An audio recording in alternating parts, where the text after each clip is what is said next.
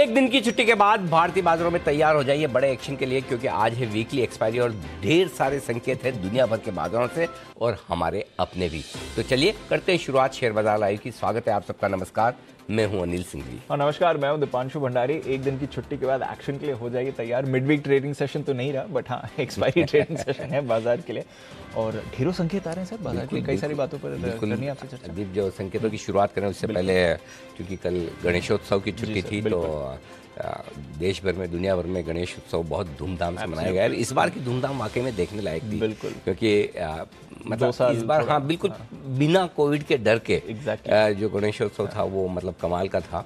हालांकि हर जगह traffic jam, हमारे ऑफिस के बाहर ही आज सुबह 5 बजे 6 बजे से, लेकिन वही आनंद है, एक्चुअली वही मजा है। तो सारे पूरे हमारे दर्शकों को, टीम को एक बार फिर से गणेशोत्सव की शुभकामनाएं। और दूसरा ये कि जैन लोगों के लिए भी कल संवत्सरी का पर्व था, तो जब संवत्सरी पर्व के दिन हम उपवास करते हैं और हमारी जो परंपरा है, हम साल भर में जिनसे संपर्क रखते हैं, कुछ न कुछ कहने सुनने में आता है, गलतियाँ होती है, तो आपसे सबसे ज़्यादा आपके साथ बैठता हूँ।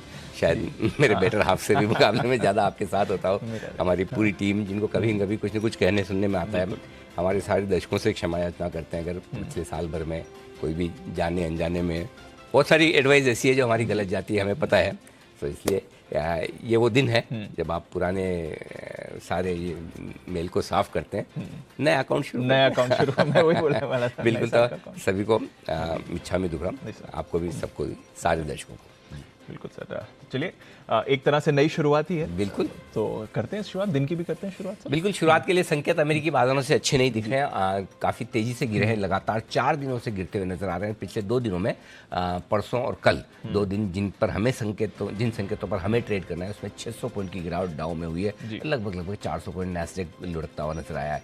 एसजेएक्स निफ्टी कमजोर है और उसके बाद लगातार 5वें सेशन में डाउ फ्यूचर्स फिर से कमजोर होते दिख रहे हैं, लगभग 100 पॉइंट नीचे है और एसजेएक्स निफ्टी 17,450-75 के आसपास खुलने के संकेत दे रहा है। लेकिन इसके साथ साथ एक अच्छी चीज़ और हुई है, वो है कच्चा तेल, जहां पर $95 के आसपास के संकेत आते हुए दिख रहे हैं। तेज गिरावट $103-104 से वहां पर भी होती हुई दिखी है। लेकिन भारतीय अर्थव्यवस्था के आंकड़े बेहद मजबूत नजर आ रहे हैं। पहली तिमाही में जीडीपी की ग्रोथ 13.5% रही है, भले लो बेस पर, लेकिन बहुत ही मजबूत ग्रोथ। पिछले 1 साल की सबसे तेज ग्रोथ यहाँ नजर आएगी। तो काफ़ी कुछ बेहतर संकेत भी हैं और कुछ कमजोरी वाले भी। इन दोनों की कश्मकश के बीच में आज वायदा कारोबार की हफ्ते की एक्सपायरी पर हमें बढ़ना है। आज सब कुछ एक साथ ही एक्शन आपको आते हुए दिख रहा है। एक बार थोड़ा ग्लोबल मार्केट्स की बात कर लेते हैं। ट्यूसडे को जब हम क्लोजिंग दी थी तो हमारे बाजार में तो जबरदस्त एक्शन था। डाउ फ्यूचर्स को भी ऑलमोस्ट 200 अंक ऊपर हम छोड़ के गए थे सर। करेक्ट। वहां से अगर अभी सिर्फ डाउ फ्यूचर्स की बात करें तो ऑलमोस्ट 800 पॉइंट तो डाउ फ्यूचर्स ही फिसल चुके हैं। ये चल क्या रहा है? ये इस बाजार की खासियत और खूबी है दीप की, जैसा आप सोचते वैसा होता नहीं है। कहाँ एकदम परसों शाम को ऐसा लग रहा था 3:30 बजे कि कल की छुट्टी क्यों है। एग्जैक्टली इतने बढ़िया संकेतों के बीच में एक दिन, और अब लग रहा है कि छुट्टी थी वो सही थी। मतलब गणपति सही वक्त पर ही आते हैं, नहीं तो शायद एक पैनिक से हम बच पाए। हालांकि आज रिएक्शन तो देना है, लेकिन होता है कि वो परसों का रिएक्शन अब छोटा हो जाता है, कल का रिएक्शन बड़ा हो जाता है। इन सब के बीच में होता है कि एक आपको खराब क्लोजिंग मिलती तो फिर नीचे की जगह और बन जाती। एनीवेज, तो ग्लोबल मार्केट्स में थोड़ा सा डिस्कम्फर्ट है जरूर।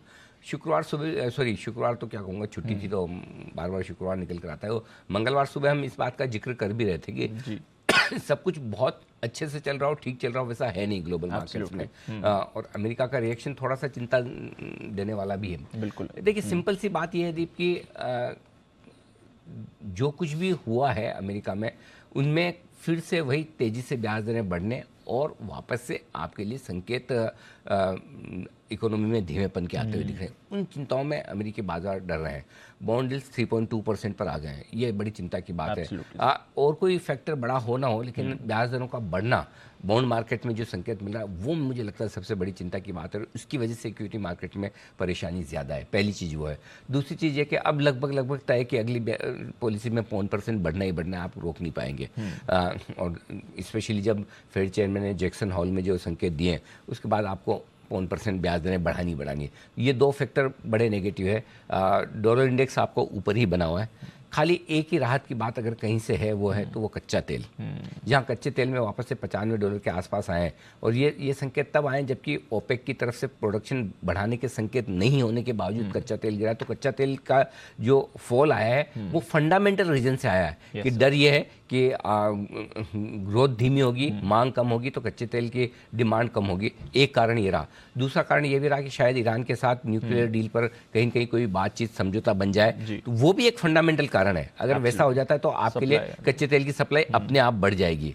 इन सब के बीच में एक चीज और इंटरेस्टिंग है दीप, जिसकी वजह से भी थोड़ा कच्चे तेल पर दबाव रहा है कि चाइना में फिर से कई सारे शहरों में लॉकडाउन की खबरें आ रही है।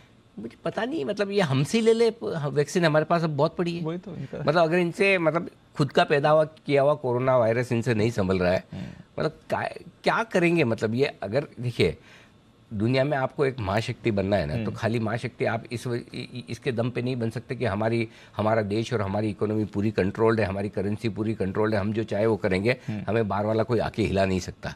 राइट। और हम जितना चाहें उतना बाहर बताएंगे, हमारी प्रेस कंट्रोल रहेगी, हमारे बिजनेसमैन कंट्रोल रहेंगे, हम जिसे चाहेंगे वो दुनिया भर में बाहर जाकर सेटल होगा, जिन्हें चाहेंगे उन्हें वापस आना पड़ेगा, जो कंपनी हम चाहें वो बाहर लिस्ट होगी, जो चाहें हम उसे वापस आना पड़ेगा, जिन कंपनियों को हम यहाँ ट्रेड करने देंगे वही ट्रेड करेगी, जो नहीं करने देंगे उन्हें हम मर्जी आए तब कर सकते हैं।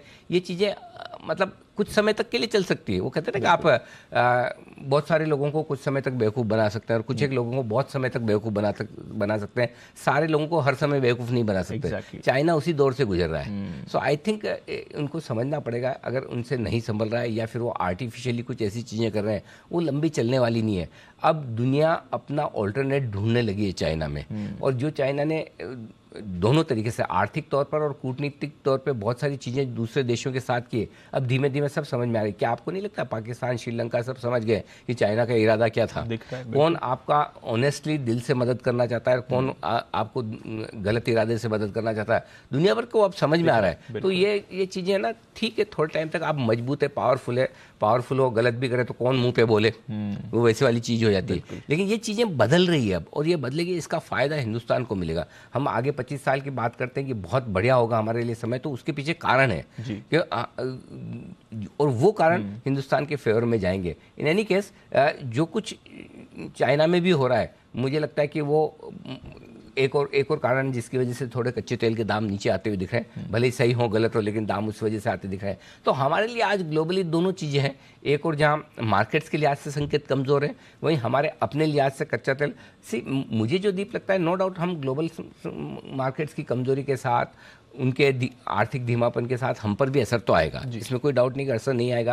और जो हमने एकदम फर्स्ट क्लास बेस्ट पिछले 2-3 क्वार्टर में शानदार अर्निंग्स देखी कंपनी की, और स्पेशली जो एक्सपोर्ट करने वाली कंपनियां हैं, उन पर कमी तो होगी, वो हम मना नहीं कर सकते, लेकिन फिर भी हमारा डोमेस्टिक स्ट्रक्चर इतना स्ट्रांग है कि अगर मेरा कच्चा तेल $70-75 आ जाए ना, तो मैं ग्लोबल शॉक संभाल सकता हूँ, बिल्कुल, है ना। सो मुझे कच्चे तेल से ज़्यादा इशू है, ये मुझे ऊपर नहीं चाहिए, और जितना ज़्यादा नीचे आए उतना तेजी का मूड बनेगा, क्योंकि हमारे यहाँ डिमांड इतनी जल्दी से, स्ट्रक्चरल डिमांड है, इतनी जल्दी से जाने वाली नहीं है। और दूसरा ये कि सबसे बड़ी चीज़ एक और हमारे लिए क्या खास बात है, 95 से $75-70 कच्चा तेल आते ही मेरा इन्फ्लेशन कंट्रोल में आ जाता है। एग्जैक्टली, है ना। सो मुझे उसके बाद एग्रेसिवली ब्याज दरें बढ़ाने की भी जरूरत नहीं। सो ये दोनों चीजें जो है वो मेरे लिए बहुत इंपॉर्टेंट है, तो अगर वो हो जाए तो कहना ही क्या। सो आई थिंक देखते हैं आगे कल चलते हुए क्या कुछ होता है, लेकिन 4 दिनों तक अच्छे गिरने के बाद आज फिर से डाउ फ्यूचर्स नीचे है। आई थिंक डाउ फ्यूचर्स भी इंपॉर्टेंट सपोर्ट लेवल के आसपास आ रहे हैं। सो जरूरी नहीं कि लगातार आपको और खराब सेशन मिले, हो सकता है आज अमेरिका में सेकंड हाफ में आपको डाउ फ्यूचर्स सुधरते हुए नजर आए, और हो सकता है अमेरिका में आज एक ऐसा सेशन हो जो नीचे खुलने के बाद एक रिकवरी देने की कोशिश भी करे, तो अहम सपोर्ट लेवल के नज़दीक डाउ भी पहुंचे। तो मैं ग्लोबल संकेतों को देखकर थोड़ा मतलब ठीक है, नेगेटिव है, लेकिन ऐसा मतलब पैनिक परेशानी वाली बात नहीं है। पैनिक परेशानी वाली बात हाँ, मतलब ऐसा बहुत दुखी हो जाए कि सब कुछ खत्म हो गया, कि 4 दिनों से डाउ 1800 पॉइंट गिरा है नॉन स्टॉप। 1800 पॉइंट गिरा, ठीक है, गिरा होगा, कोई बात, थोड़ा हम भी गिर लेंगे उनके साथ। हाँ, लेकिन अच्छी बात हमारे लिए कि हम जहाँ से गिरेंगे वो जगह बहुत बढ़िया होगी। हम 17,750 पे हाई रेंज पर बंद होकर अगर नीचे आते हैं तो लो रेंज तो बच ही जाएगा ना, बच ही जाएगा। सो आप रेंज नीचे की तरफ नहीं तोड़ेंगे, बस वही तो चाहिए। सो आई थिंक ठीक है, ग्लोबल संकेत कुशन आ गया, कुशन आ गया। खराब तो होना है इनके साथ में, लेकिन उतना नहीं जितना अदरवाइज होते थे हम। बिल्कुल। अच्छा, उसी के बारे में एक्चुअली अगला सवाल मेरा ये था कि एक तो शानदार मूव आई ट्यूसडे को, जो आप भी कह रहे थे कि एक तरह से अच्छी मूव थी, बट इतनी अच्छी आएगी ये एक्सपेक्ट नहीं किया था। साथ ही जो हमारे लोकल फैक्टर्स हैं वो आप लगातार कह रहे हैं अच्छे हैं, और इसमें कुछ और डेटा का सपोर्ट आज भी है सर? बिल्कुल दीप, एक तो कच्चे तेल की हमने बात की, दूसरा आप देखिए हमारी पहली तिमाही की जीडीपी के आंकड़े 13.5% लोअर बेस पे आए, लेकिन उसके बावजूद साल भर के सबसे बेस्ट आंकड़े हैं। एब्सोल्युटली कोई चिंता की खास बात नहीं है। कच्चा तेल नीचे आते हमारे लिए इन्फ्लेशन बहुत काबू में आने के संकेत हो जाते हैं, और वैसे हमारे लिए जो ब्याज दरें बढ़ी हुई हैं तो हमें उतना डर है भी नहीं। बाकी देशों में अगर आप देखेंगे तो इन्फ्लेशन और रियल इंटरेस्ट रेट में गैप बहुत ज़्यादा है, हमारे यहाँ उतना गैप रहा नहीं। सो आई थिंक हम लोग कंफर्टेबल हैं उस लिहाज से। और सबसे बड़ी बात, ब्याज दरें बढ़ने के बावजूद अभी भी हमारे आंकड़े जो आ रहे हैं वो मजबूती के साथ आ रहे हैं। सो आई थिंक हम लोग सेफ हैं कंपेरेटिवली। अब ऐसा तो हो नहीं सकता कि अमेरिका गिरे 1800 पॉइंट और हम हंसे उनको देखे कि जाओ गिरो, तुम गिरे हो, हमारे क्या लेन देना। ऐसा तो हम कर नहीं सकते। कुछ कंपनियों पर, कुछ सेक्टर पर तो असर आता ही है उनके धीमेपन का, हमारी कंपनियों पर भी आएगा। लेकिन ओवरऑल इकोनॉमी के लिहाज से देखें तो कच्चा तेल का नीचे आना, हमारी ग्रोथ मजबूत होना, हमारे यहाँ डिमांड, अभी मैं कल ही देख रहा था ये डेटा जो है मुंबई के प्रॉपर्टी रजिस्ट्रेशन के हाईएस्ट है अभी तक। बहुत बढ़िया। कहाँ मतलब कहाँ कमजोरी है, कहाँ मंदी है। सो लोकली कोई समस्या नहीं है, ग्लोबल जब जब झटके लगेंगे उनको हमें झेलना है, वो तो पार्ट ऑफ लाइफ है, part of life. So I think locally हम बहुत मजबूत है, कोई डाउट नहीं। I think GST collection data भी आने वाला, वो भी एक्सपेक्टेड है बहुत बढ़िया रहेगा, रिकॉर्ड ही आएगा, रिकॉर्ड बन के आएगा, 100% रिकॉर्ड बन के आएगा। बहुत मजबूत है। दो चीजें, एक इकोनॉमी में मजबूती है, दूसरा ट्रांसपेरेंसी आ रही है धीरे धीरे। अब मतलब अब आप देखो, आज के 7-8 महीने पहले, साल भर पहले आपको सुनने में आता था जीएसटी ने यहाँ रेट डाली, ये नकली बिल वाला रैकेट बस्ट किया। अब आती है खबरें, अब नहीं आती। इसका मतलब ये थोड़ी कि वो रेट डालना बंद कर रहे हैं या वो देखना बंद कर दिया, अब लोगों ने करना बंद कर दिया। मालूम है कि पकड़े जाएंगे। करेक्ट। क्या होता है, शुरू में लोगों को लगता है कि चलो चांस लेते हैं, कौन सा पकड़ में आएंगे तो ठीक है, थोड़ा बहुत इधर उधर हो जाएगा, पेनल्टी दे देंगे, क्या होगा। अब समझ में आएगा सीधा जेल। करेक्ट। तो बंद हो गई सारी चीजें। तो अब जैसे आप, एक तो ग्रोथ आती है एक्चुअली, और दूसरा ये कि जो चोरी चकारी हो रही है वो बंद हो जाती है, तो अपने आप आपके डेटा बढ़कर आते हैं। अब सब कुछ ट्रांसपेरेंट हो रहा है तो मैच हो जाता है। एक आध जगह से कहीं भी कुछ गड़बड़ की तो जीएसटी कलेक्शन मजबूत आएंगे। बिल्कुल। तो फिर हमारे लोकल फैक्टर्स पूरा बढ़िया है, फर्स्ट क्लास। अच्छा, इसमें एक चीज और ऐड करें, लोकल फैक्टर तो नहीं है बट एफआईज की तरफ से जो एक्शन देखा सर ट्यूसडे को, ये कितना मानना चाहिए? वैसे अगर आप देखें तो फरवरी 2021 18 महीने में हाईएस्ट आपको आंकड़ा है कैश का, बट ये कितना सही है? इसमें दो चीजें हैं, इसमें कोई डाउट नहीं कि आंकड़ा बहुत उत्साह बढ़ाने वाला है। 4166 करोड़ की खरीदारी किसी भी लिहाज से छोटी नहीं होती। 1782 करोड़ के उसके ऊपर इंडेक्स फ्यूचर्स खरीदे हैं, 1300 करोड़ के स्टॉक फ्यूचर्स खरीदे। तो स्टॉक में आप देखें तो 5500 करोड़ से ज़्यादा की खरीदारी बड़ी है। लेकिन इसमें दो चीज़ें हैं, एक तो वाकई में खरीदारी, और दूसरा जो है वो MSCI की रीबैलेंसिंग का भी असर है। तो काफ़ी कुछ कैश मार्केट में खरीदारी उसकी भी हुई है। आपको याद होगा परसों सुबह हम इस वक्त यही बात कर रहे थे कि एफआईज ने बेचा था, लेकिन एफआईज के बेचने की दो वजह होती है, एक इंडिया स्पेसिफिक रीजन है और दूसरा ग्लोबल रीजन है। तो हमने कहा अगर एफआईज ने बेचे तो ग्लोबल मार्केट्स की कमजोरी, 1000 पॉइंट डाउ घटेगा तो एफआईज बेचेंगे ही, और वहां पर भी हेज फंड्स हैं, वहां पर भी शॉर्ट टर्म ट्रेडर्स हैं एफआईज में जो बेचेंगे।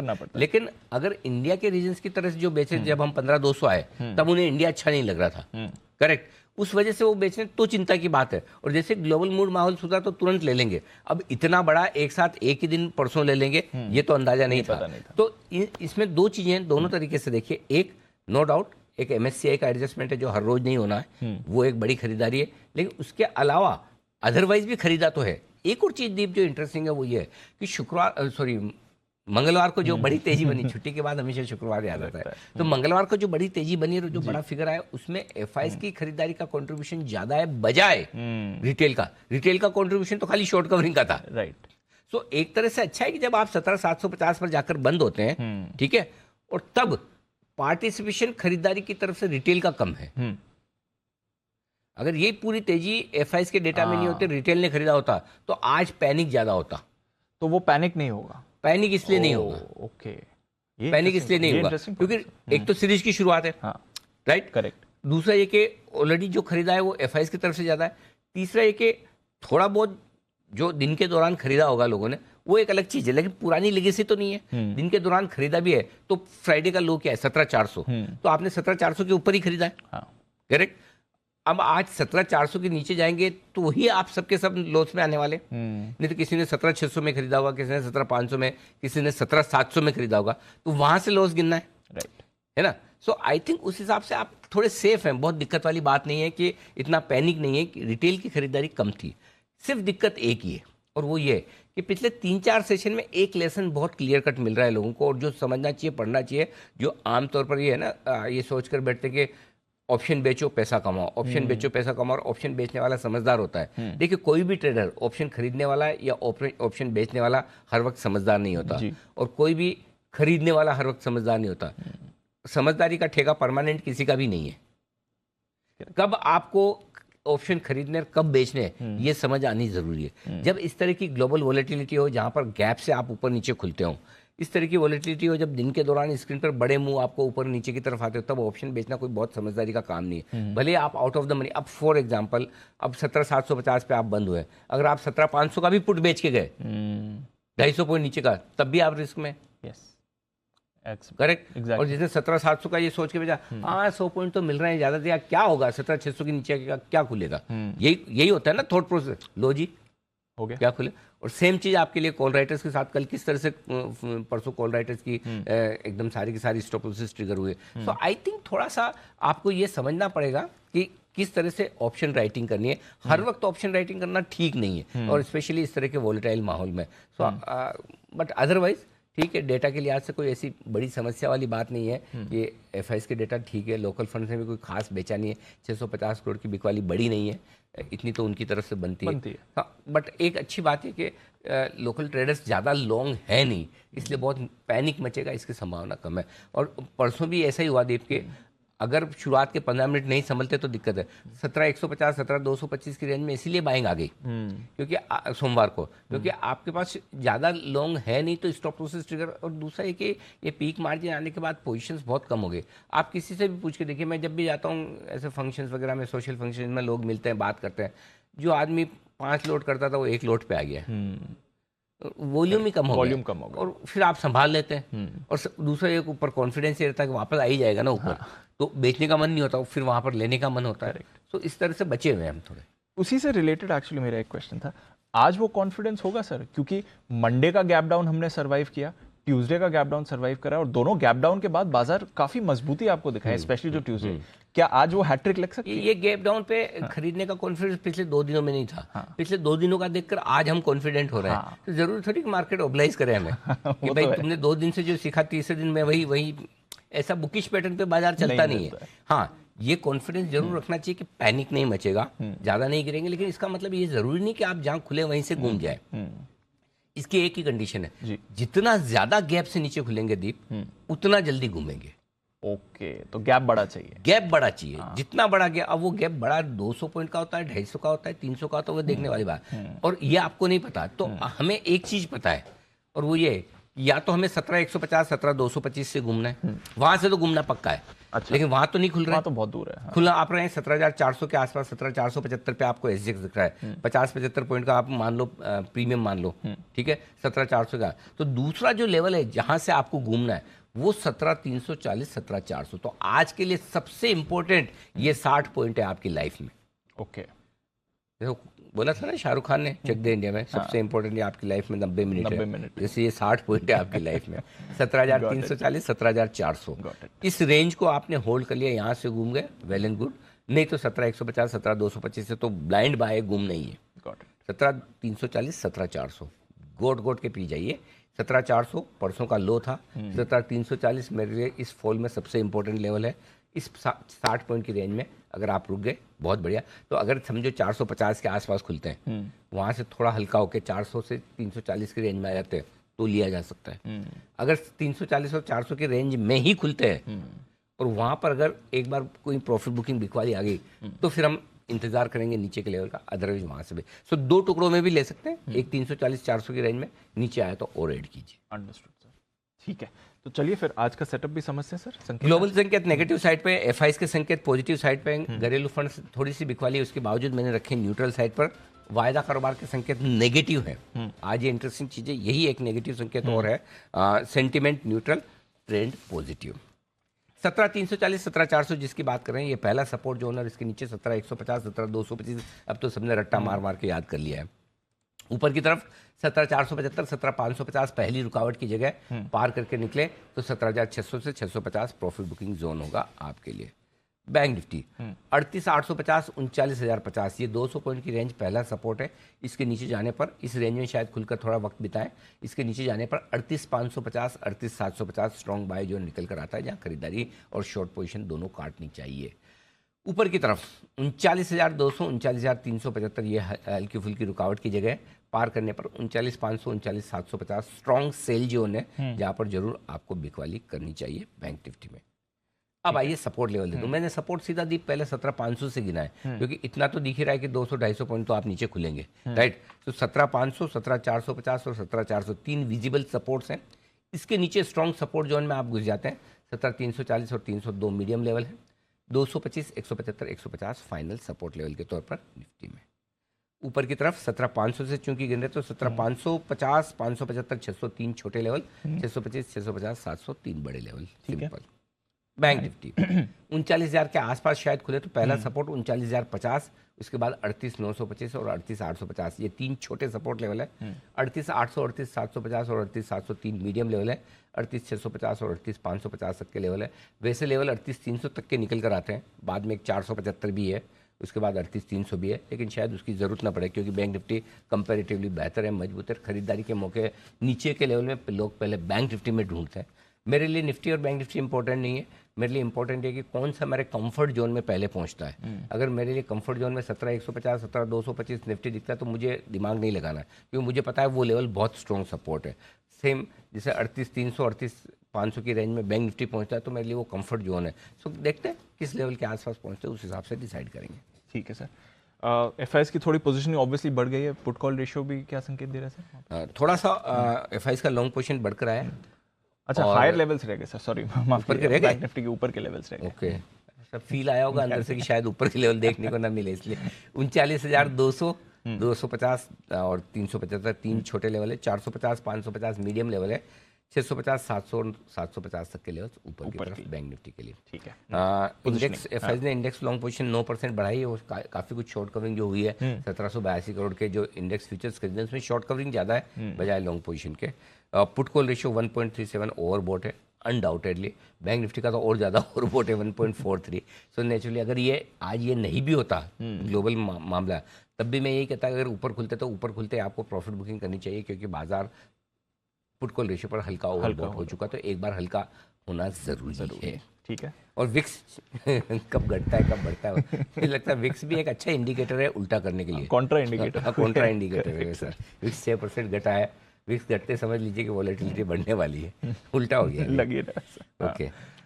अब मौजूदा पोजीशन। हाँ, अब स्टॉप लॉस थोड़ी ट्रिकी है दीप जी। देखो क्लोजिंग स्टॉप लॉस तो 17,300 आता है, इसमें तो कोई मतलब छेड़छाड़ वाली बात है नहीं जी। और इंट्राडे वाला भी मंगलवार के लोज पे 17,400 पर आता है। अब 17,400 का स्टॉप लॉस 350 पॉइंट नीचे है, और गैप से आप खुल रहे हैं 250-300 पॉइंट नीचे। अब आपकी मर्जी, आप ये रखे ना रखे, निकल कर तो यही आता है। बाकी आप अपनी श्रद्धा के हिसाब से रख लीजिए, आपको कितना नुकसान करना है नहीं करना, आपकी किस लेवल की लोंगे वो हिसाब से, बुक्स के हिसाब से ये निकल कर आता है। बैंक निफ्टी का 38,900 रखा है मैंने छोटा स्टॉप लॉस इंट्राडे और क्लोजिंग बेसिस पे, बाकी वहाँ भी 38,300 पे आता है। अब 38,300 का तो क्या मैं इतना 1200-1300 पॉइंट नीचे का स्टॉप लॉस दूंगा, और 1260 पॉइंट आपका परसों ही बढ़ा है, तो इसलिए 38,900 छोटा रख लीजिए। निफ्टी में थोड़ा मैं बड़ा दे रहा हूँ, आप अपने हिसाब से एडजस्ट कर सकते हैं, छूट है। ठीक है। शॉर्ट साइड पर 17,800, 17,777 का हाई आपका बना था परसों का, उसके ऊपर इंट्राडे भी क्लोजिंग भी, और बैंक निफ्टी पे 39,750। इस पूरे रनअप में हमने 39,756 का हाई बनाया है, लगभग वहीं पर आपका स्टॉप लॉस बनता है। सिंपल। ठीक है, चलिए तो ये है आपके लिए सारे मौजूदा पोजीशंस। अब नई पोजीशंस बताइए। आमतौर पर जब गैप डाउन ओपनिंग हो रही होती है तो मैं नई पोजीशन पे पहले मेरी तरफ से शॉर्ट बनाने की राय होती है, करेक्ट। पहले सेल निफ्टी कर दो और फिर आराम से फिर बाय वाले बाद में देते हैं। आज थोड़ा सा उल्टा है दीप, खरीदारी की राय है निफ्टी में, और निफ्टी खरीदना है आपको 17,150, 17,225 की रेंज में आने पर यहाँ खरीदिए। 17,075 का स्टॉप लॉस होगा।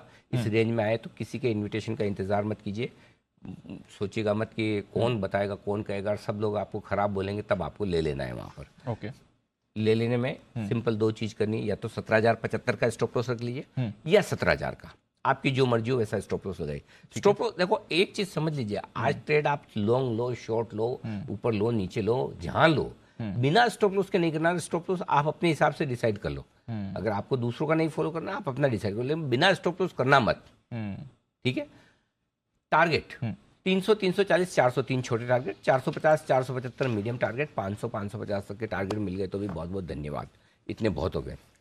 अब एग्रेसिव ट्रेडर्स के लिए खरीदारी करने की राय है निफ्टी में। देखो दोनों खरीदारी के पहले आए हैं। 17,340, 17,425 की रेंज में खरीदिए, इस रेंज में एक्यूमुलेट करिए। 425 पे थोड़ा ले लिया, 375, 80 पे थोड़ा, 340 पे और स्टॉप लॉस 300 से थोड़ा सा नीचे 275 या 300 जो आपको ठीक लगे वहाँ लगा लीजिए।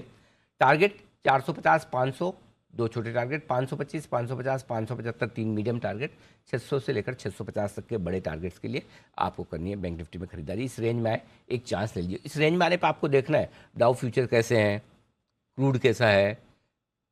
शुरू के 5-10 मिनट में आपको समझ में आ जाएगा कि सप्लाई आ रही है या बाइंग आ रही है। क्योंकि अब देखो जो परसों शॉर्ट होके गए उनको सबको समझ में तो आ रहा गलत हो गए, काफ़ी लोगों ने काट दिया, जो नहीं काटा उनकी तो आज लॉटरी है। करेक्ट है ना, आज तो लॉटरी है ना। तो वो शुक्रवार को लगी थी, सोमवार को। करेक्ट। तो वैसी लॉटरी जिसने ले ली जाके टाइम से पैसे तो उसकी लॉटरी लगी, टिकट एक्सपायर हो गया, वैसा वाला हाल है। तो आज भी वैसी लॉटरी बहुत सारे लोगों को लगी।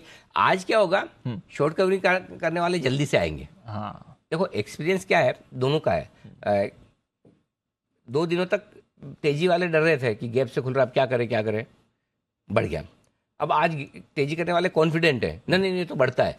मंदी करने वाले ज़्यादा डर में रहेंगे तो उल्टा भी हो सकता है। एक बार जैसे उनकी शॉर्ट कवरिंग उसके बाद थोड़ा और नीचे भी जा सकता है, उसके बाद बढ़े, वो संभावना है। तो मार्केट अपने एकदम वो कोई मतलब स्क्रिप्टेड लाइन पे चले ऐसा नहीं है। सो आई थिंक आज बड़ा इंटरेस्टिंग होगा ये देखना कि पहले कौन कमजोर आदमी है जो जल्दी, ज्यादा चांस ये है कि शॉर्ट कवरिंग वाला आदमी पहले आएगा आज कि जल्दी से मैं काट लेता हूँ, मुझे बढ़िया गोल्डन चांस मिला है। नहीं तो 17,750 पे तो मैं सोच भी नहीं सकता था कि कल का कल 17,400 मिलेगा। Right, correct. ये एक शॉर्ट सेलर की माइंडसेट है, वो पहले काटने के लिए भागने के लिए।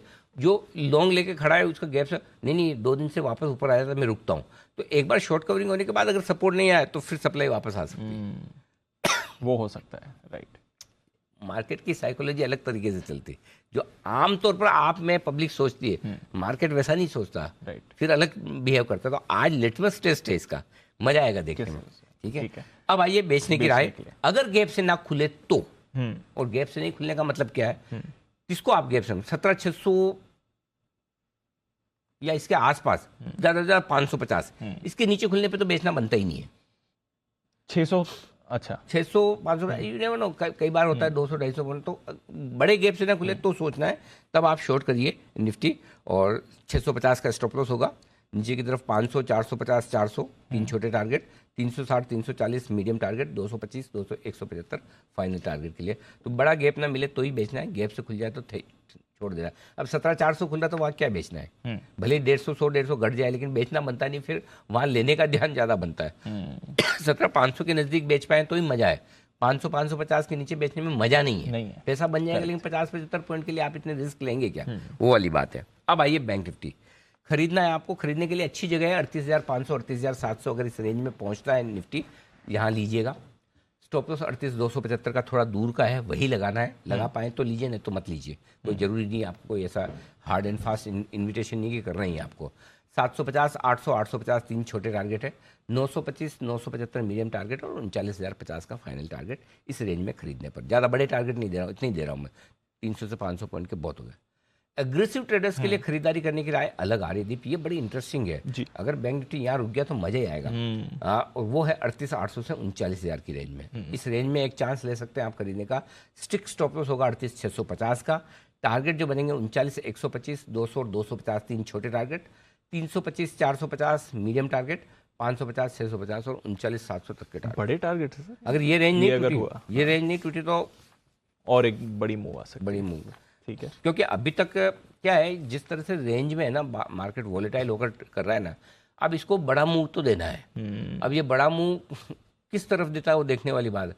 अगर गणपति फेस्टिवल का देखें तो आमतौर पर इस पीरियड में मार्केट खराब नहीं होता है, और सितंबर के हिसाब से देखें तो सितंबर की सीरीज जो है आमतौर पर 5 से 8%, 6 से 8% तक के बड़े मूव देने के लिए जाती है। तो वो बड़े मूव किसी भी तरफ आ सकते हैं। ज़्यादा संभावना नो डाउट अब तक पॉजिटिव मूव की रही, लेकिन पिछले 3 साल में 2 साल नेगेटिव रहे। नेगेटिव रहे। तो इसलिए एक बड़ा मूव सितंबर देगा जरूर, ये बात पक्की है। कौन सी डायरेक्शन वो देखना है, फिलहाल तो ठीक ही दिख रहा है। चलिए, तो पूरा सेटअप आपके सामने है। और अच्छा, बैंक निफ्टी शॉर्ट करना रहेगा, ये भी शॉर्ट करना आज क्या रहेगा। बात है, आज क्यों नहीं रहा ये भी है, मिस कैसे हो रहा है?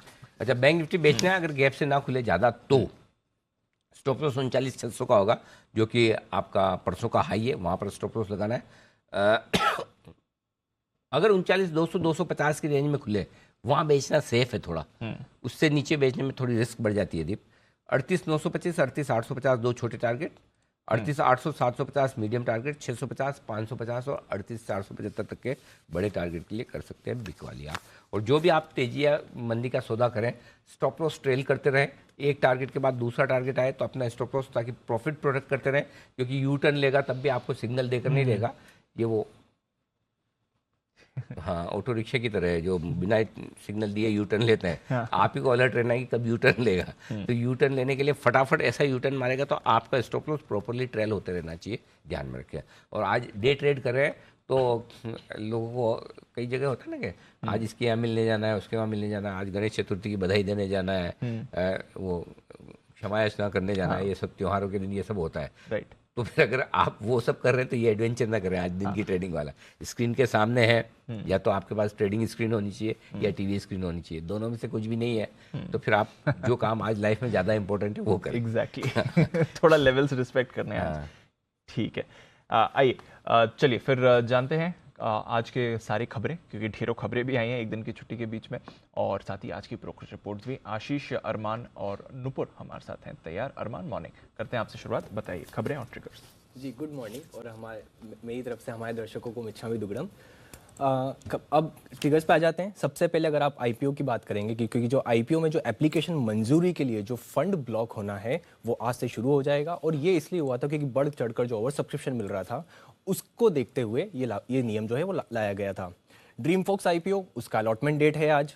पेपर स्टॉक्स पर भी ध्यान रखिएगा कि जो पेपर प्राइसेस हैं वो आज से 4 से 5% बढ़ेगी। एक्स डेट है गुजरात स्टेट पेट्रोनेट में जो डिविडेंड 2 का, इंडिया मार्ट का फाइनल डिविडेंड 2 का, और पावर फाइनेंस कॉर्पोरेशन में जिसमें इंटरिम डिविडेंड है 2.25 का। एमएमटीसी के नतीजे आते हुए दिखेंगे, जिसमें जो घाटा है वो बढ़कर आता हुआ दिखा है। आय देखेंगे तो आय में भी आपको लगभग 70% की कटौती दिखी, और अगर आप घाटा देखेंगे, घाटा भी लगभग 96 करोड़ से बढ़कर 122 करोड़ पर आता हुआ दिखा है। स्पाइस जेट के अगर नतीजे देखेंगे तो आय वहां पर, हालांकि आय जो है वहां पर 31% बढ़कर आई है, पर अगर आप घाटा देखें तो घाटा लगभग 460 करोड़ से बढ़कर 790 करोड़ के आसपास आता हुआ दिखा है। उसी के साथ साथ कंपनी ने जो $20 करोड़ के फंड जुटाने के लिए मर्चेंट बैंकर्स की नियुक्ति की है, और उनके जो सीएफओ हैं संजीव तनेजा साहब, उन्होंने रिजाइन कर दिया है। हालांकि कंपनी का स्टेटमेंट आया है कि जो दूसरे सीएफओ की नियुक्ति है उन्होंने ऑलरेडी जो दूसरा सीएफओ उन्हें आइडेंटिफाई कर लिया, और वो सितंबर में ही उन्हें अपॉइंट कर दिया जाएगा। Reliance industries, ONGC, oil India, Chennai petrol, MRPL पर ध्यान रखिएगा, क्योंकि जो सरकार ने विंडफॉल टैक्स की जो दरें हैं उसमें बदलाव किया है। डीजल पर जो एक्सपोर्ट ड्यूटी है वो 7 से बढ़ाकर 13.5 प्रति लीटर कर दी है। एटीएफ पर एक्सपोर्ट ड्यूटी 2 से बढ़ाकर 9 रुपए प्रति लीटर, और अगर कच्चे तेल पर अगर आप विंडफॉल टैक्स देखेंगे तो वो 13,000 प्रति टन से बढ़ाकर 13,300 प्रति टन कर दी है। हालांकि जो पेट्रोल की जो एक्सपोर्ट ड्यूटी है उसमें किसी तरह का कोई बदलाव नहीं है। जील पर ध्यान रखिएगा, क्योंकि जो जी एंटरटेनमेंट और डिज्नी स्टार ने स्ट्रेटेजिक लाइसेंसिंग करार किया है, और ये जो करार किया है ये आईसीसी मेंस इवेंट के लिए करार किया गया है, और इस करार की जो अवधि है वो 4 साल के लिए दोनों कंपनियों के बीच करार है, और ये एक्सक्लूसिव जो करार है वो आईसीसी मेंस इवेंट में टीवी राइट्स के लिए ये एक्सक्लूसिव करार किया गया है। अशोक लेलैंड पर भी ध्यान रखिएगा, क्योंकि जो रिपोर्ट्स है उसके चलते जो कंपनी के डिस्ट्रीब्यूशन पार्टनर है जो यूएई में है उनको 1400 स्कूल बसों का ऑर्डर मिलता हुआ दिखा है, और ये जो कुल ऑर्डर की अगर आप वैल्यू देखेंगे तो वो 600 करोड़ के आसपास बनकर आती है। बड़ी खबरें हैं अशोक लेलैंड के लिए, स्पेशली अच्छी खबर आ रही है। नुपुर, मॉर्निंग, बताएं कौन सी खबरें आपके पास? Good morning. सबसे पहले टाटा पावर कंपनी ने अनाउंस किया कि FY25 तक मुंबई में स्मार्ट मीटर्स लगाएगी। 7.5 लाख कंज्यूमर्स के लिए मीटर्स लगेंगे। फिलहाल कंपनी ने 75,000 तक इंस्टॉल कर चुकी है स्मार्ट मीटर्स, और FY23 का जो टारगेट है वो 1 लाख का है। एबीबी इंडिया जो कंपनी की होली ओन सब्सिडरी है वहाँ पे कंपनी ने 32 करोड़ शेयर्स बेचे। टर्बो चार्जिंग इंडस्ट्रीज 355 का टोटल अमाउंट है जहाँ हिस्सेदारी बिकी है। लिकर स्टॉक्स भी आज फोकस में रहने रहने वाले हैं, क्योंकि दिल्ली गवर्नमेंट ने जो डोमेस्टिक एयरपोर्ट है वहाँ पे जो प्राइवेट ऑर्गेनाइजेशन से उनकी शॉप्स अब बंद करवा दिए, क्योंकि अब दिल्ली गवर्नमेंट पुरानी एक्साइज रीजन में वापस जाने वाली है। बायोकॉन काफ़ी नेगेटिव न्यूज़ आती दिखी है वहाँ कंपनी के लिए, क्योंकि यूएस एफडीए ने जो बायोकॉन बायोलॉजिक्स है उससे जो कंपनी के मैन्युफैक्चरिंग यूनिट्स है 7 वहाँ पे जांच की थी, और जो बेंगलोर में 2 साइट्स है वहाँ पे 11 आपत्तियाँ दर्ज करी है। फिलहाल कंपनी को 483 भी इशू कर दिया है, लेकिन कंपनी ने ये कहा है कि इस जांच के चलते जो प्रेजेंट सप्लाई चेन है वहाँ पे कोई इम्पैक्ट आते नहीं दिखेगा। शक्ति पंप्स भी आज फोकस में, क्योंकि यूएस पेटेंट और ट्रेडमार्क ऑफिस से कंपनी का जो प्रोडक्ट है उससे एक पेटेंट राइट मिल चुका है, जो काफ़ी पॉजिटिव न्यूज़ है कंपनी के लिए। जीएमआर पावर भी आज फोकस में, क्योंकि जीएमआर समूह पीटी जेम्स की जो 30% की हिस्सेदारी है उसे अब डाइवेस्ट कर दिया है। इसी के चलते कंपनी को 42 करोड़ का एक अमाउंट मिलने वाला है। एबी फैशन के लिए पॉजिटिव न्यूज़ है, क्योंकि कंपनी में जो इन्वेस्टमेंट आने वाली है कैलेडियम इन्वेस्टमेंट से 7.5% की हिस्सेदारी 2200 करोड़ जो इसका अमाउंट है उसे अब सीसीआई की अप्रूवल मिल चुकी है। तो ये है आपके लिए कई सारी खबरें आज के लिए, बट रिपोर्ट्स भी काफ़ी सारी हैं। आइए चलते हैं आशीष के पास एफआईआर के लिए।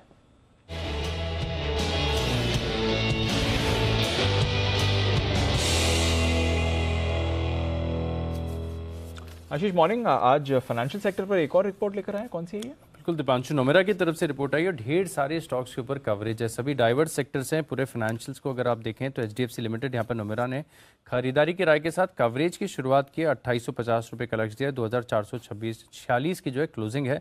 वहीं एमएनएम फाइनेंस यहाँ पर भी अगर आप देखें तो नोमेरा न्यूट्रल की रेटिंग के साथ कवरेज की शुरुआत कर रहे हैं, हालांकि 200 रुपये की टारगेट दे रहे हैं, 206 की क्लोजिंग है। मैक्स फाइनेंशियल्स यहाँ पर देखिए कवरेज की शुरुआत की, खरीदारी की राय के साथ 1050 रुपये का लक्ष्य दिया है, 824 की क्लोजिंग है। एसबीआई कार्ड यहाँ पर भी देखिए खरीदारी की राय दे रहे 1175 के लक्ष्य के लिए। श्रीराम ट्रांसपोर्ट फाइनेंस यहाँ पर 1355 की क्लोजिंग है, 1500 रुपये का लक्ष्य दिया है। एचडीएफसी लाइफ यहाँ पर भी देखिए खरीदारी की राय के साथ कवरेज की शुरुआत की है, 575 की क्लोजिंग है, 660 रुपये का लक्ष्य दे रहे हैं। एसबीआई लाइफ यहाँ पर खरीदारी की राय दी है 1625 के लक्ष्य के लिए। आईसीआईसीआई प्रूडेंशियल 650 रुपये का लक्ष्य है, और साथ में अंत में निप्पॉन इंडिया एएमसी यहाँ पर भी देखिए खरीदारी की राय के साथ कवरेज की शुरुआत की है, 302 की क्लोजिंग है, 400 रुपये का लक्ष्य दिया। ओके, तो ये है आपके लिए फाइनेंशियल्स पर एक रिपोर्ट, बट और कौन सी रिपोर्ट्स हैं आशीष? दीपांशु, ग्रासिम यहाँ पर भी नजर रखिएगा, जेफरीज की तरफ से रिपोर्ट आई है, खरीदारी किराए को बरकरार रखा है, 1880 से लक्ष्य को बढ़ाकर 1970 कर दिया है, 1680 की क्लोजिंग है, और मान रहे कि आगे जाके कैपेसिटी एडिशन से काफी बढ़िया फायदा देखने को मिल सकता है। पीवीआर इंटरेस्टिंग रिपोर्ट है, बैंक ऑफ अमेरिका की तरफ से खरीदारी किराए के साथ जो है इन्होंने 1830 रुपये का लक्ष्य दिया है, और इंटरेस्टिंगली बिल्कुल 1830 रुपये की क्लोजिंग देखने को मिली है। और ये मान रहे कि अभी फिलहाल स्टॉक में थोड़ी बहुत गिरावट आ गई, लेकिन आगे जाकर काफ़ी इंटरेस्टिंग लाइनअप है मूवीज़ का। ब्रह्मास्त्र जो रिलीज़ हो रही है, इससे बोफा को थोड़ी सी उम्मीद है कि पीवीआर के स्टॉक में तेज़ी आ सकती है।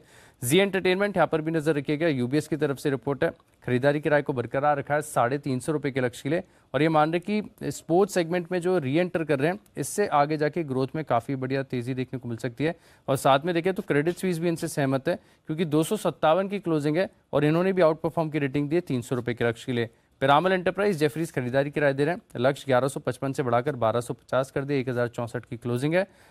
साथ में डीएलएफ यहाँ पर मॉर्गन स्टैनली ने अंडरवेट की रेटिंग को बरकरार रखा है, 390 की क्लोजिंग है, 417 का लक्ष्य दिया। मान रहे कि आगे जाके जो रेसिडेंशियल प्रोजेक्ट्स लॉन्च होंगे इनसे अच्छी ग्रोथ यहाँ पर कंपनी की आय में देखने को मिल सकती है।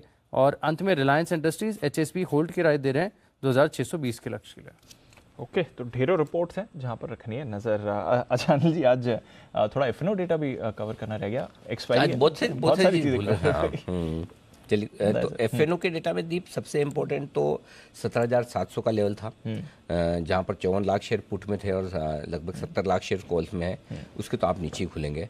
अब एक्चुअली जो समस्या है आज की, और जिस वजह से मैं कह रहा हूँ कि आज जहाँ खुले वहीं पर जरूरी नहीं कि हम रुक जाएं, थोड़ा नीचे भी आ सकते हैं। उसकी दो वजह, एक तो आम तौर पर जो माइंडसेट है कि जहाँ खुलेंगे वहीं से बढ़ जाएंगे, वो माइंडसेट है। दूसरा डेटा है, 17,500 के नीचे आप खुलेंगे ये तो तय है, इतना तो पक्का ही है। 2,55,00,000 शेयर पुट राइटर्स 17,500 के नीचे रिस्क पर आते हैं, 2,55,00,000। 17,400 टूटते ही 3,40,00,000 शेयर पुट राइटर्स, बड़ा आंकड़ा है। 3,40,00,000 शेयर पुट राइटर्स ऐसे हैं जिनके लिए लॉस होना शुरू हो जाता है। ठीक है, अगर 17,300 भी टूटता है तो 4,30,00,000 शेयर है। तो पॉइंट ये कि जबरदस्त पुट राइटिंग होकर रखी है, और पुट कॉल रेशियो आपका जो ओवरबॉट है वो इस वजह से ही कि पुट राइटिंग बहुत जबरदस्त है। सो आई थिंक इसलिए 17,400 ज़्यादा इंपॉर्टेंट लेवल होगा आज। अगर 17,400 के नीचे गए तो और ज़्यादा आपका मतलब जो तेजी की पोजीशन कम होने का खतरा। प्रॉब्लम मालूम है क्या है?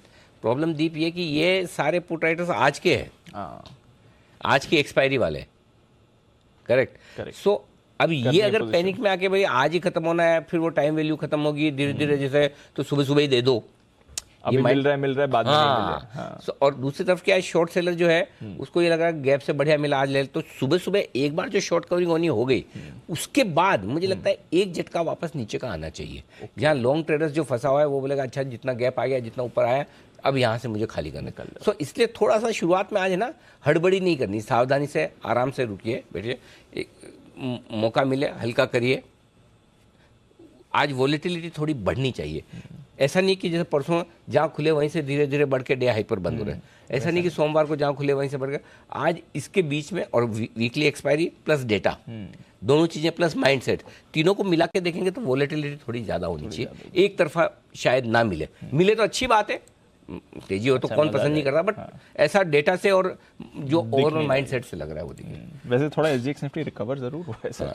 और बैंक निफ्टी में दीप है ना 38,000 तो खैर दूर का हो गया, 39,000 आपके लिए मेक और ब्रेक लेवल है। 39,000 के पुट पर 24 लाख शेयर हैं, और 39,000 के नीचे जाने पर आपके थोड़ी सी, हालांकि अच्छी बात है कि बैंक निफ्टी में उतनी पोजीशन नहीं है, निफ्टी में ज़्यादा है। तो बैंक निफ्टी के हिसाब से 38,700 38,800 इंपॉर्टेंट सपोर्ट जोन दिखा रहा है, अब वहाँ तक पहुँचने चाहिए। अभी बैंक निफ्टी के हिसाब से ये दिख रहा है डन सर। हाँ, और ज़्यादा रेंज के हिसाब से बोलो तो 38,500 से 38,800 की रेंज बैंक निफ्टी ज़्यादा सपोर्ट के तौर पर दिखा रहा है। ठीक है, चलिए, तो इंपॉर्टेंट लेवल्स भी आपके सामने रखते हैं ट्रेड पर नजर। आइए करते हैं हमारे सारे मेहमानों का भी स्वागत, और बिल्कुल pick of the day. Okay, चलिए पिक ऑफ द डे का बिल्कुल।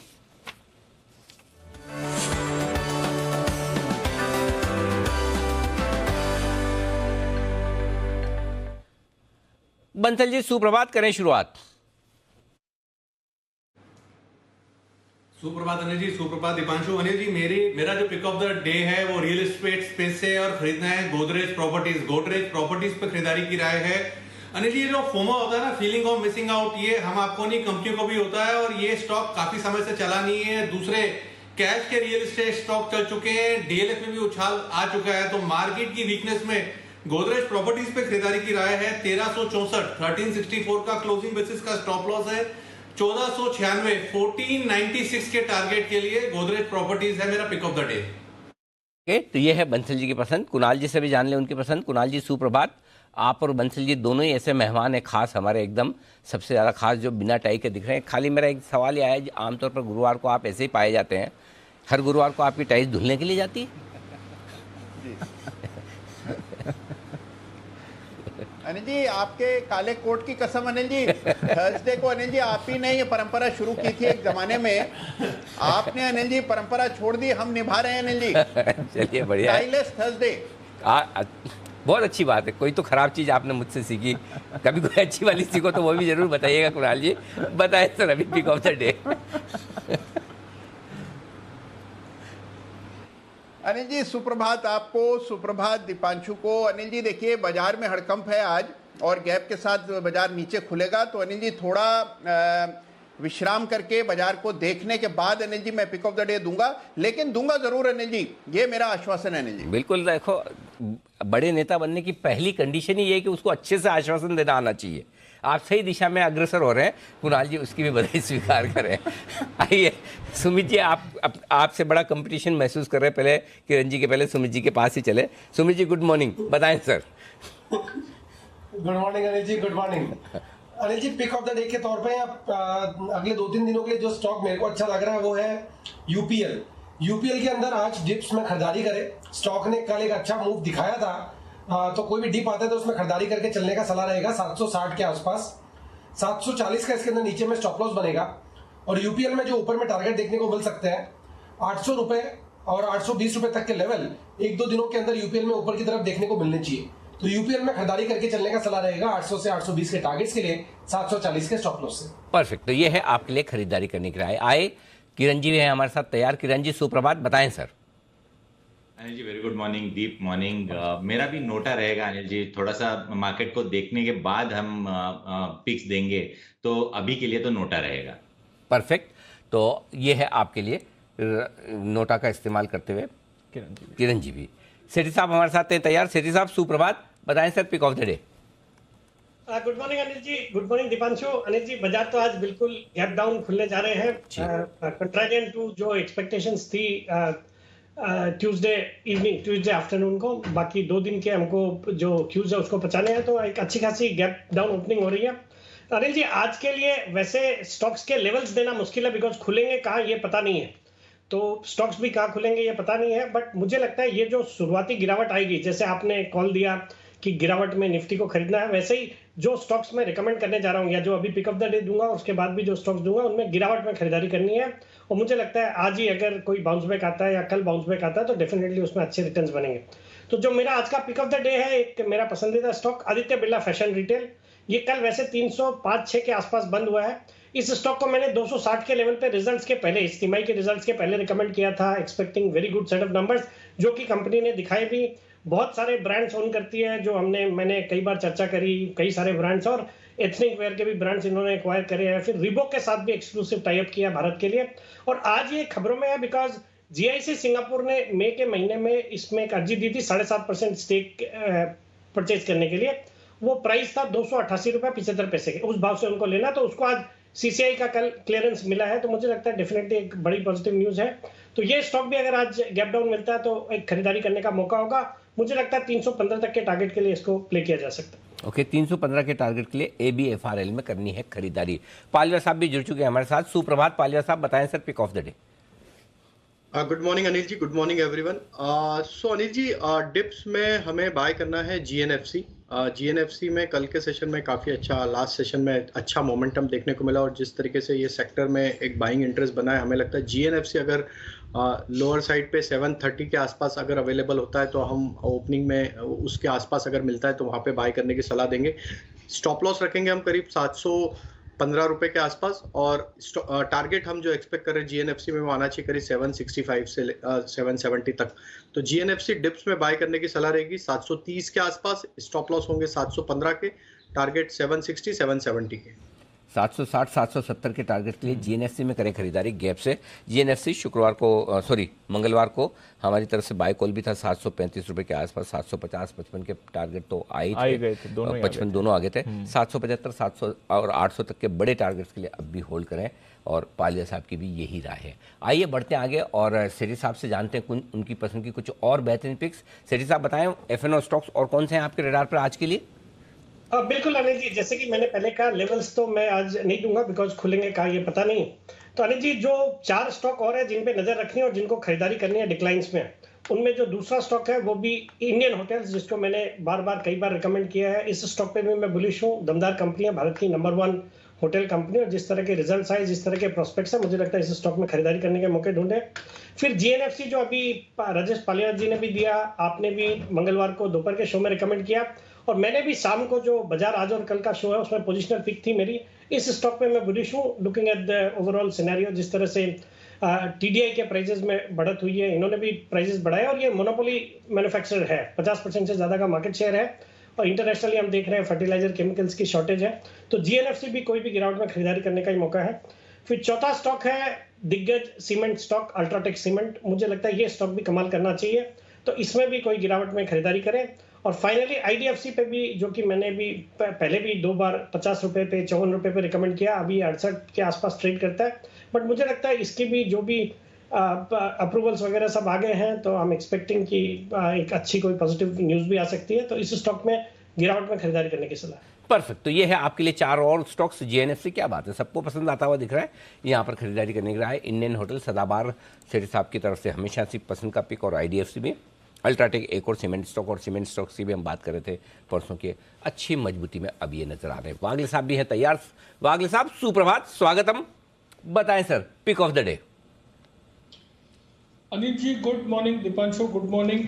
मेरा pick of the day conditional है, बाय करना है महिंद्रा एंड महिंद्रा।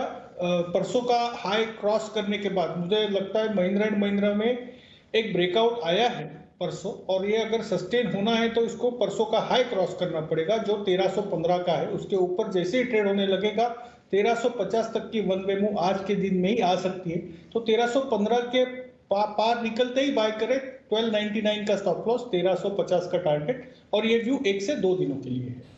ओके, तो M&M पर करें खरीदारी। स्टॉक अच्छे मोमेंटम में है, आज अगर गैप डाउन मिलता है तो वहां पर आपको अच्छा मौका रहेगा। तो कंडीशनल कॉल वागले साहब की तरफ से रखते हैं इस पर नजर। आइए, और कौन से स्टॉक्स हैं जहां पर आपको आज एक्शन दिख सकता है। स्पाइस जेट, इसके नतीजे भी आए हैं और साथ ही आपने यहाँ पर देखा है कि 20 करोड़ डॉलर के फंड्स जुटाने के लिए भी मर्चेंट बैंकर्स की इन्होंने नियुक्ति की है। CFO साहब ने भी इनके रेजिग्नेशन दिया है। तो काफ़ी सारे डेवलपमेंट्स हुए हैं। स्पाइस जेट, सुमित जी एक बार जरा चार्ट्स देखें सर। साथ ही हम देख रहे हैं कच्चे तेल के दाम काफ़ी तेज़ी से गए, ETF के दामों में हल्की गिरावट ही हुई है। क्या राय रखते हैं स्पाइस जेट के चार्ट पर? दीपांशु, चार्ट्स कुछ कन्विंसिंग नहीं है। स्टॉक में कंटिन्यूसली गिरावट और दबाव ही देखने को मिल रहा है। स्टॉक अभी फिलहाल इमीडिएट इसके सपोर्ट दिखाई दे रहे हैं 40 रुपए और 35 रुपए नीचे में, और ऊपर के अंदर 50 रुपए और 52 रुपए ऊपर में। तो ये लेवल जब ऊपर में टूटेंगे 50-52, तब भी इसके अंदर कोई बढ़िया मोमेंटम बनेगा। जब तक ये लेवल ऊपर में नहीं टूटते तब तक बेटर रहेगा अवॉइड करें। नीचे में 40 का लेवल टूटा तो फिर और गिरावट आएगी और फिर और लोअर लेवल्स देखने को मिलेंगे। जब तक कोई कन्विंसिंग स्ट्रक्चर इसमें डेवलप नहीं होता है, कोई पॉजिटिव स्टोरी इसमें बनती नहीं है कुछ दिनों तक, तब तक ये स्टॉक को बेटर रहेगा अवॉइड करें। तो ये है आपके लिए स्पाइस जेट, थोड़ी देर के लिए अवॉइड करते हैं। एक और कैश स्टॉक MMTC। कुणाल जी जरा इसका चार्ट देखें सर। आय यहाँ पर 70% गिर कर आई है। कामकाजी घाटा थोड़ा कम हुआ है बट अभी भी कामकाजी घाटा आया है और ओवरऑल घाटा काफी बढ़कर आया है। तो नतीजे तो इनके अच्छे नहीं रहे हैं। चार्ट थोड़े फिर भी एक्टिव थे पिछले 2-3 दिनों से। MMTC आज के लिए इंपॉर्टेंट लेवल्स क्या हैं सर? देखिए, एक बड़ा सपोर्ट है दीपांशु 40-41 रुपए के आसपास। मुझे लगता है कि वो लेवल्स होल्ड करेंगे। अगर आज गिरावट आती है तो 40-41 के आसपास स्टॉक को सपोर्ट मिलना चाहिए, और वो लेवल्स अगर ये स्टॉक होल्ड करता है तो मुझे लगता है कि एक बार के लिए स्टॉक दोबारा से 50 को पार करने का प्रयास करेगा। तो नीचे के लेवल्स पर खरीदारी की राय रहेगी। 40 के नीचे स्टॉक के जाने की संभावना कम दिखती है, उसके करीब अगर मिलता है खरीदारी की राय। तो ये है आपके लिए MMTC। Kiran ji, ONGC sir double negative है यहाँ पर, क्योंकि जब हम ट्यूसडे पर देख रहे थे तो $100 के ऊपर कच्चे तेल के प्राइसेस थे। इनफैक्ट अच्छे मोमेंटम में था ये काउंटर। वहाँ से कच्चे तेल $8-9 गिर कर आया है और साथ ही जो विंडफॉल टैक्स लगा हुआ है सरकार की तरफ से, वहाँ पर बढ़ोतरी हो गई है।